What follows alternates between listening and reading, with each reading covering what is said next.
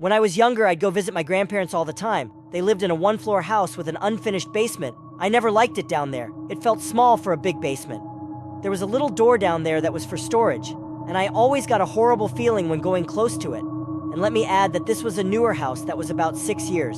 Now, during the time I was about 6 or 7, I felt so uncomfortable going down there, even when I was with someone I didn't like it. I remember going down there with my grandma to help with something. She had to run upstairs because someone rang the doorbell. She said she would be right back, even though she knew how I felt about being alone down there. But I nodded and said, okay. She was gone, and I was alone, and I started to get a bad feel in the pit of my stomach. I didn't move and didn't want to, even though the lights were on now. This is where everything started happening, and it still gives me chills. The lights started to flicker, and I started to hear noises and what sounded like talking, and it was not coming from upstairs, but in the storage room. I heard someone say my name here, is the part that freaks me out the most.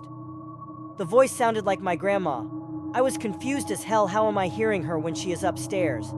I didn't want to move, but me being the curious one I am, I started moving towards the storage room door. The closer I got, worse, the bad feeling came. When I got to the door, the lights turned off in the basement.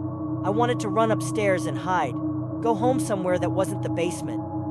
I heard my name again for the second time, my grandma's voice asking me to open the door to help her.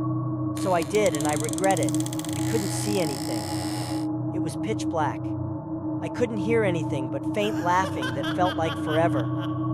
But then the laughing stopped, and the lights turned back on in the basement, and I felt a little bit better with the lights back on. But the downside, I could see a little in the storage room.